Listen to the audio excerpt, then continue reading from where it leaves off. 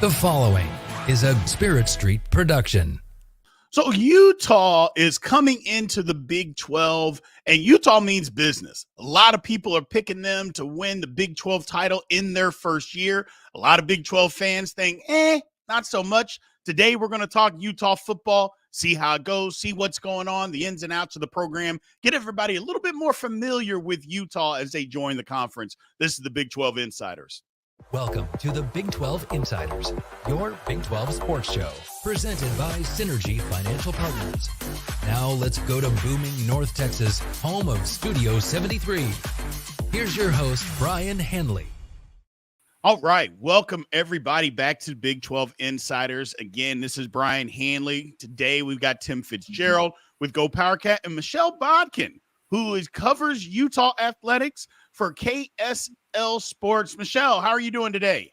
I'm doing really well. The sun's shining. The weather's warm. I can't really complain about a whole lot. Absolutely. If you could arrange that for every time K-State football comes out there, that'd be great because I'm really soft. Okay. You know, rain. it's sometimes a crapshoot a little bit later in the season. We can get some snow going, but for the most part, I don't think it's too bad. Okay. Absolutely. We appreciate you joining us today. This is fun. We've only done one Utah show, and here's number 2, and we're excited about it. Great. Absolutely. Let's do it. Well, first things first, let's talk about Utah joining the conference. Mhm. You know, I feel like, and I said this the last time that we had Utah on, I don't know. I'll just ask it again. There Okay. seems to be this underlying message that Utah isn't necessarily happy to be in the Big 12. You hear it all over the message boards here and there, going back and forth. What is the thoughts on Utah actually joining the conference? Is that overblown? Is it just because there's going to be some fans that aren't happy no matter what you do, from every school. That's just the way it works. But is that just kind of overblown? What's kind of going on, and what's the underlying feeling there? You know, I mean, I think from the fan base, that probably is overall true. And I think the big reason for it is, unlike like BYU and Cincinnati and Houston and UCF that joined last year, Utah wasn't looking for a new home. They were kind of forced into a new home. And so I think that really, you know, sours some people on it. Now, do I think they'll get over it? Yes, I really do. I think once you get into the mix of something and understand it and get to know people, understand who you hate, who you like, you know, all that kind of stuff. I think a lot of that will die down, and I think people will get a lot more on board with it. From the school's perspective, from the athletic department's perspective, I think they just see it as another challenge and another opportunity. Again, not one they were actively looking for. And I think, you know, if we're all being very perfectly honest, if they could have stayed in the Pac-12, they would have stayed in the Pac-12. That's just not an option, though. So you go ahead and you make the best of the situation and the cards that you're dealt. And the fact of the matter is, while it's maybe not what you wanted or what you planned, there are some interesting opportunities ahead for the athletic department for Utah, specifically Utah football. Obviously, that's what we're talking about here. That, you know, they didn't have in the Pac-12 in the old setup, mainly talking about the new 12-team playoff system that's happening this year. The pathway is just, it's easier, and not just for Utah, but for a lot of schools. Right. When you have 12 teams versus 4 teams that can get in, your odds get a lot better. So, you know, I think they're really kind of turning their focus to that. And I think you see it in the moves that they're kind of making, that they want to make a splash. And they've been close a lot of times, even in the Pac-12, even with that 4-team system. But the door has been opened a little bit wider, and I think they really want to try and check that off their box. Speaking of points of friction, how's Utah feel about being in the same conference with one of the most hostile rivals in terms of this rivalry goes to a degree that is not matched as far as I know. Maybe Kansas, Missouri, but there's not just sports hatred, there's genuine hatred. Are they looking forward to having BYU in the league, or did they like them not being in a major conference? Yeah, you know, that's an interesting question. I honestly think, again, from the athletic department, they understand that they work well together, right? When one does well, the other tends to do well. And it's been a while since they've been in a conference together, obviously not since the Mountain West days, but I think they really play off of each other, and I think they really feed off of each other. And I think from a business perspective, they understand that, right? Yeah. The fans, I don't know that the fans are looking forward to it quite as much. It's kind of it goes both ways. Like there's a part of it, the bravado of we can't wait to beat their butts every single year sort of thing. Thinking that you're going to go in and kind of own that and dominate that again. Whether that's true or not, we'll see. But then I think there's the other part. Oh man, if we lose and if it costs us something, it's going to be so annoying to deal with them. And they're only 45 minutes down the road. Is that really what I want to deal with? So it's a mixed bag, but I think that's just what rivalries kind of are. So true. So true. Okay, the Big 12 is the Big 12 is losing a big rivalry. Yeah. So I think fans are going to enjoy getting this one in. Look, I mean, the OU Texas rivalry was pretty nasty. I don't think it was as nasty as this, but as a big time college football fan myself, I'm looking forward to it. I think it's great. The more hostility, the better. As long as people don't get hurt, I'm all for it, so I can't wait to get that going. Let's talk a little bit about the Utah as a whole. Me growing up, I mean, I went to school in the 90s, the late 90s. Mm-hmm. So I remember Utah being a basketball, not necessarily a basketball school, but being known more for basketball. Right. It seems over the last decade that has changed. And now it is being known more for football. Number one, I think that's a good space for them just because of for where college athletics is right now. Mm-hmm. Being better in football obviously is going to help you. But am I reading something wrong into that, or is that something different? Or has that kind of the feel that a lot of Utah fans feel is that, it's kind of shifted and we are more of a football school now, or at least known for that now? Yeah, I think there's definitely been a shift. And if you really dive into the history of Utah football, that transition really started in the 90s when they hired Ron McBride as their head coach. They had a really special season in 1994, finished in the top 10 for the first time, probably ever, if not way back before anyone was alive to even remember. Right.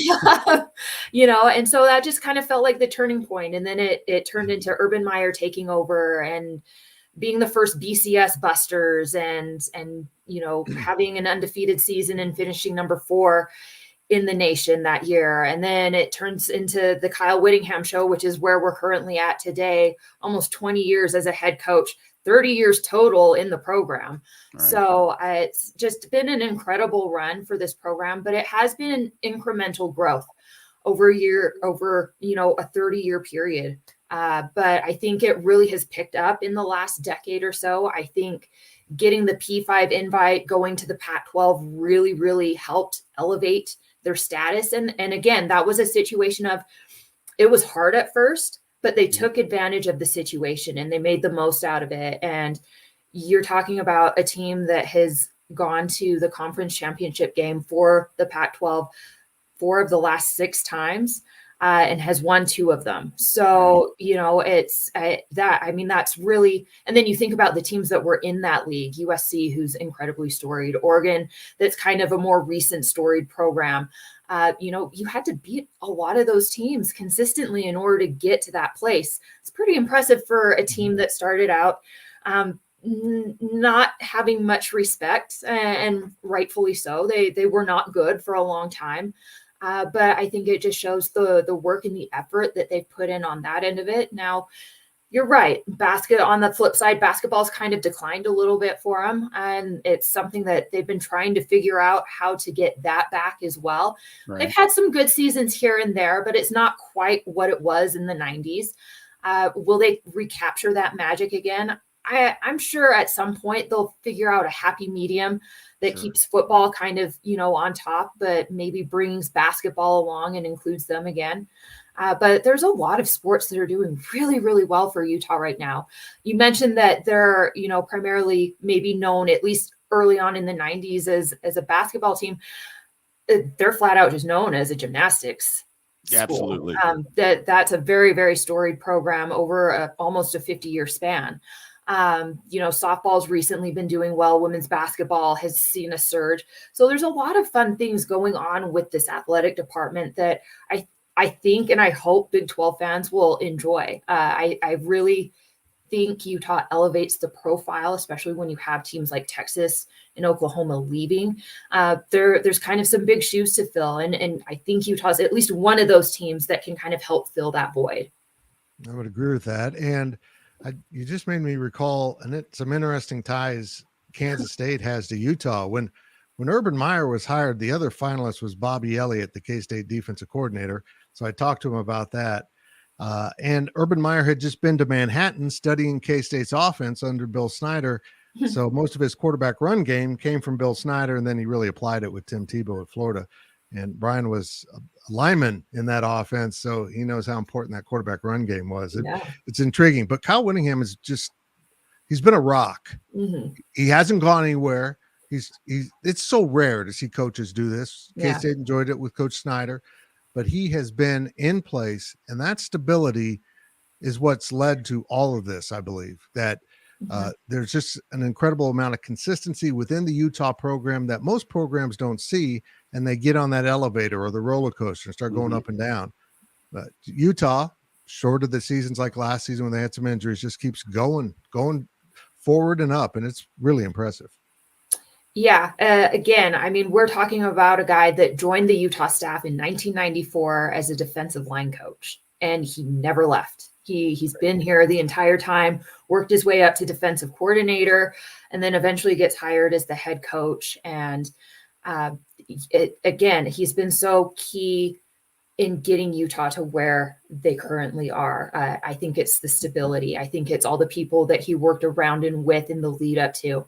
I think it's having some personal accountability. He went to BYU, but I think as far as the state as a whole, there's some loyalty there and there's ties there. And I think he never wanted to move or leave. I think he likes the lifestyle here. Mm-hmm. And I think he loved what Utah kind of provided him to build something in his image, the way that he wanted it built. And the proof is in the pudding. I mean, we're starting to talk about Utah as a perennial top 10, top 15 team every year. It's not even that, at some point they just creep into the top 25. They're starting kind of in the upper middle part of these polls anymore. And again, having opportunities to 2019, they were so close to getting into that college football playoff. All they had to do was win that conference championship game, which they did not. But they've just kind of kept in the conversation ever since then. And then it's not just Kyle Whittingham either. It's you have a guy like Andy Ludwig that's been here for the most part. There were a few years that he left and came back, but I mean, you have some offensive stability there. You have a guy like Morgan Scally that almost from the instant he hung up playing, he came onto the staff and started coaching. Right. Sharif Shaw, Luther Ellis were there in 1994 as players with Kyle Whittingham, and now they're on his staff coaching. So they don't see a lot of turnover even with assistants. So I think all that together has just really helped a program like Utah, because I think if you don't have that stability, if you don't have that strong culture in a place like Utah, especially early on in the process, I think it's really hard for you to compete with some of the big money, name brands. Everybody thinks the Notre Dames, the Michigans, because you're not necessarily going to reel in those 4 and 5 star guys consistently. Right. But when you have a plan in place that works for you and works for the culture and the setting that you're in, and it doesn't change, I think that's what has really helped this program elevate itself the way that it has. Absolutely. That's one of the reasons I think Utah is going to fit in real nice with the Big 12, because a lot of the Big 12 is just what you said, Michelle. They've got a culture in place. They recruit. They're not going to go out and get 10, 5-star and big time 4-star recruits. They're going to get guys or gals, develop them, bring them into the program and keep them over that period of time. And that's what a lot of Big 12 schools are. And especially football programs, is because, it's developmental and the culture. And I know culture gets thrown around a lot these days, but it is the truth. It's just you build something there that people want to be a part of, And I think Utah, again, nobody's coaching at any place, staying 19 years and 30 years in a program if they haven't built something, number one, that's very good, that they're comfortable with, or that the people around them aren't comfortable with. The administrators and boosters aren't going to allow them to stick around if you've got a program that's a bunch of renegades out there and don't know what you're doing. That's just not going to happen. So I like what Kyle Whittingham has done. We're going to take a quick break, and then we'll kind of dive in on the other side of this, of what's going on with Utah's program this year, what maybe some of the expectations are. Just a word from our sponsor, Synergy Financial Group, or Financial Partners, and we will be right back. We'll be right back after these messages from our sponsors. At Synergy Financial Partners, the vision is to build the world's largest consumer financial education and empowerment company. Synergy doesn't just offer you a financial plan. At Synergy, the goal is to help you find your best financial future. Learn more at synergyfinancial.com. Welcome back to the show. Let's return to Studio 73. All right, everybody, welcome back to the Big 12 Insiders. Appreciate Michelle Bodkin joining us today, also with Tim Fitzgerald, talking Utah football. So, Michelle, let's dive in here.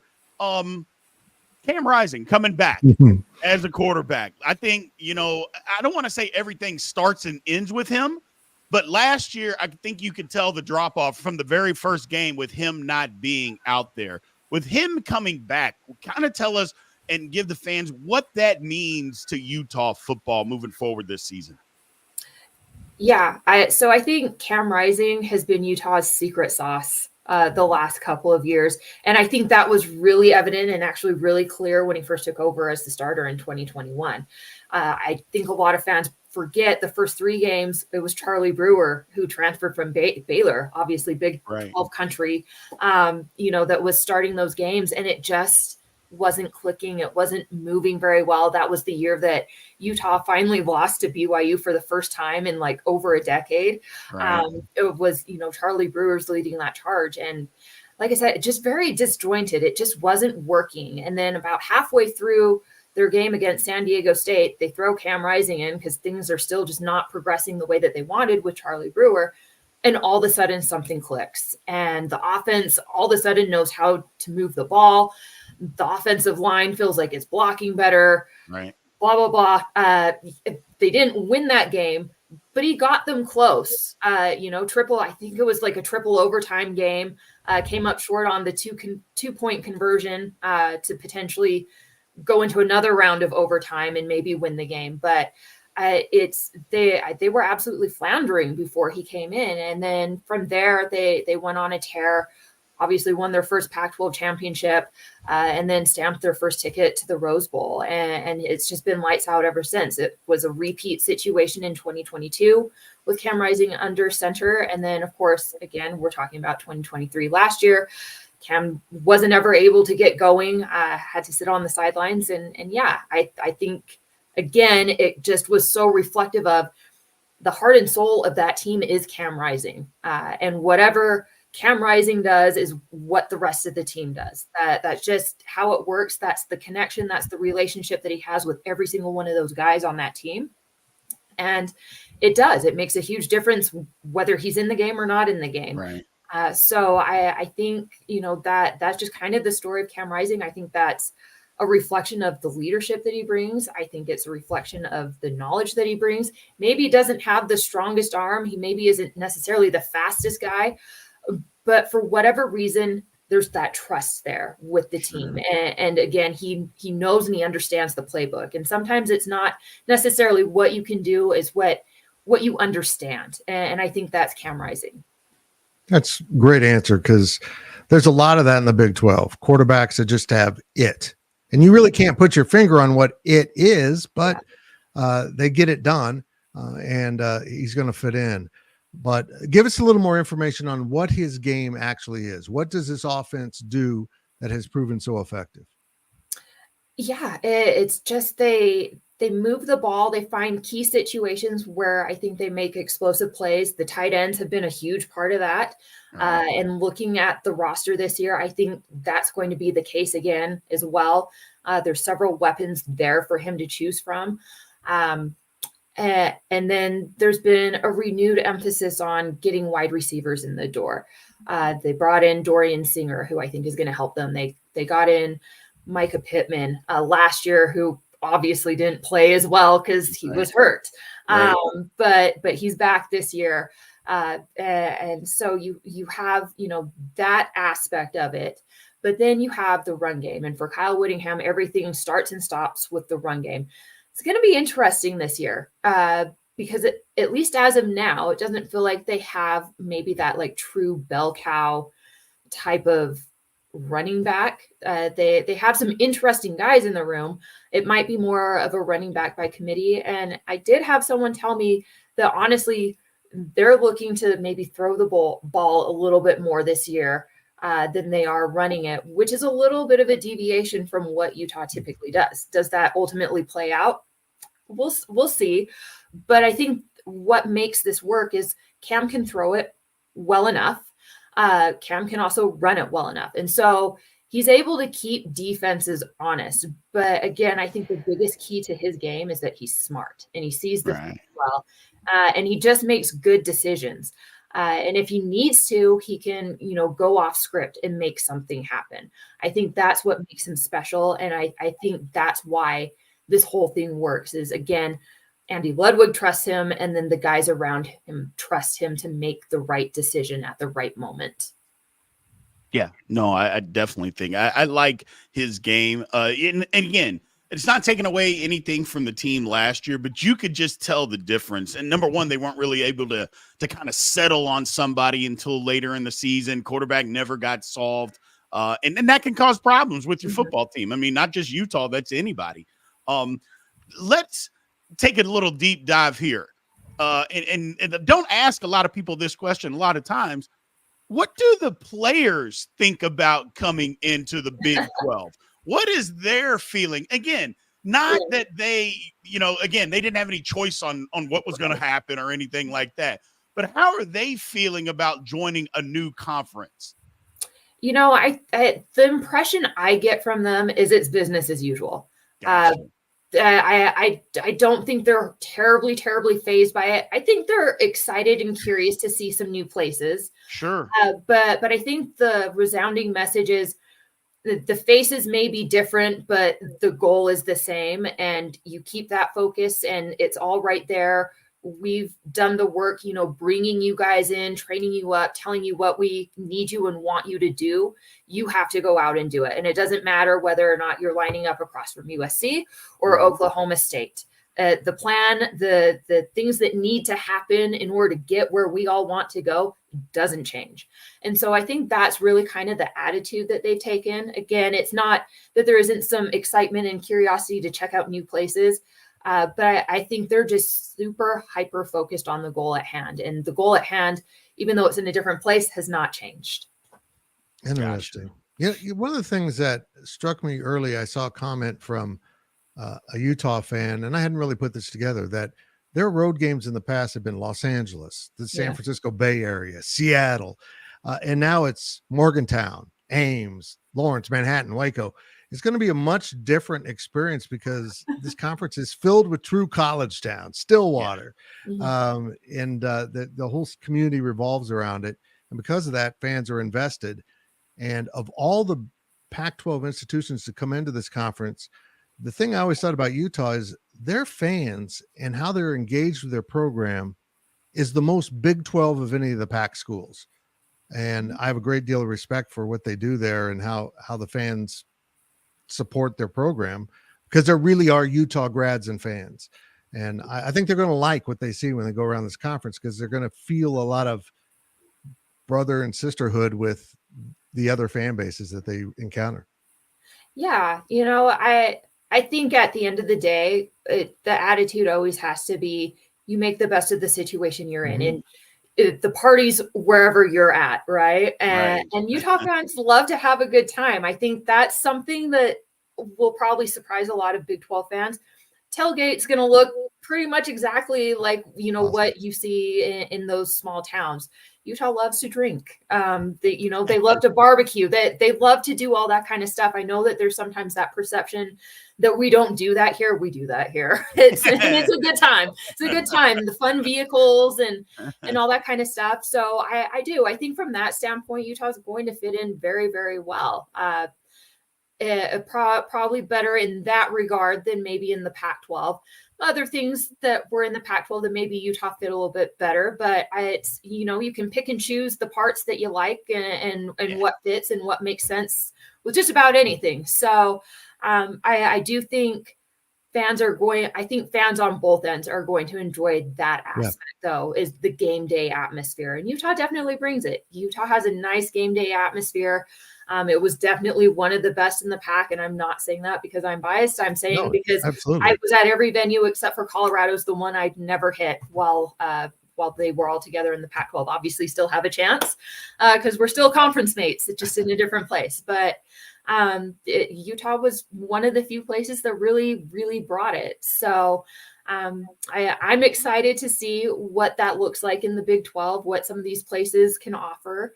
And I'm excited for them to come and experience Utah because I think, again, it's a place that's going to surprise a lot of people. Gotcha. One more football question. Defensively, Utah's just known as a physical defense, right? They're very sound. They know they're not making many mistakes. Again, kind of reflecting what some of the better Big 12 teams do. But this is a physical football team. It's built on beating you up front, right? Mm-hmm. Yeah. Everything starts and stops with the offensive line and the defensive line for Kyle Whittingham. It's all about starting the run game and stopping the run game. That's just what he likes to do. And that's the style of play that they've always implemented. And I know, at least talking in the Pac-12, back in the day, one of the popular questions of Media Day was always, who's the toughest, most physical team you have to go against every year? And almost always the answer was Utah. Almost always. There was a small period where Stanford would sometimes be the answer as well, because they played a very similar style of football for a long time. But overarching, it's Utah. And so I think, Big 12 teams are going to probably experience that as well. That's not going to change. That's just what they like doing. And to be perfectly honest, I think a lot of that stems from we have the tools here locally to do that. The Polynesian pipeline is very, very strong here. Right. And so you kind of get a lot of homegrown offensive and defensive linemen that move really well. And then on top of that, running backs, linebackers, trying to mix the two positions. Wow, that was crazy. I would love to see a running backer. That would be nuts. But so it's they have all these tools here. And so I think that's just what's made it super easy for Utah to build themselves that way. And I think you see a kind of a very similar thing with BYU as well. It's and we're all connected. We've shared coaches and players. And so I think you see kind of a similar thing, or at least a similar thought process between those two teams. They want to be physical, but I think a lot of that has to do with what's available to us right here, right now. And that tends to be offensive linemen and defensive linemen. Gotcha. Well, Michelle, number one, thank you for giving us your time today and kind of just introducing again Utah to the Big 12 insiders and Big 12 fans in general. One quick thing, just tell everybody where they can find you. Obviously outside of here when we bring you back, but where can everybody find you at? Yeah, so if you want to read my work and kind of get a feel for what Utah football, Utah athletics is all about, you can go to kslsports.com and hit on the Utah Utes tab. Pretty much everything there is written by me, and I cover a lot of different things, a lot of different sports. And then, of course, if you want to follow me and engage with me online, you can do so on X, Threads, and Instagram, and the handle's all the same. It's at Bodkin KSL Sports. Gotcha. Awesome. Thank you very much. We appreciate you giving us your time today, and we will bring you back as many times as you can come on and want to come on and you can stand us. So thank you, Michelle, for giving us your time today. No problem. It was a lot of fun and happy to be on anytime. All right. Thank you. We are going to be back in just a minute to end the show. One final word from our sponsors here with Synergy Financial Partners, and we'll be right back. We'll be right back after these messages from our sponsors. At Synergy Financial Partners, the mission is to change the way Americans plan for their financial future. Synergy doesn't just offer you a financial plan. At Synergy, the goal is to help you find your best financial future. Learn more at synergyfinancial.com. Welcome back to the show. Let's return to Studio 73. All right, welcome back to Big 12 Insiders. Fitz, I'm fired up now. I wasn't fired up before, and it was back and forth, but I am fired up now that, number one, it looks like we found a Utah partner. Number two, that Utah is some of the things that people may not have known about Utah. I feel like they have a little bit better understanding of what they're going to bring to the table, not only football-wise, but just atmosphere-wise, what they're going to bring to the Big 12. I like it. I'm fired up. I think that's the thing that was most curious about the animosity so many fans portrayed to the Big 12 schools, because I was thinking, guys, you're a Big 12 school. You just don't know it. Yeah. You've been hanging out with the coastal elites too much. And I think them coming in with 3 other Pac-12 schools and their rival BYU, I think that'll cushion it quite a bit. It's not like they're UCF out there on their little peninsula in Florida flying everywhere. They've got a neighborhood now. Correct. And I'm really excited about Utah football in particular being in the Big 12, because I think it's going to be a real challenger for the top spot every year. And that's the big question. Will it start immediately? Will they float to the top, or will they get sucked into what happens to a lot of Big 12 schools? Utter chaos, because every week is a physical challenge. Absolutely. Well, I appreciate everybody taking the time to join us today. Again, as always, remember to like, follow, subscribe. We're continuously growing this new channel, so we appreciate everybody's support. We will be back tomorrow. Is Ask Big B Day. So bring your questions, show up early, stay late, think of them tonight. Let's get them rolling. Tomorrow will be another good day. Hopefully we can do better. I'll see you guys tomorrow. Thank you. This has been a GoPowercat.com and Spirit Street production. Please support this show by subscribing to this YouTube channel or follow us on your favorite podcast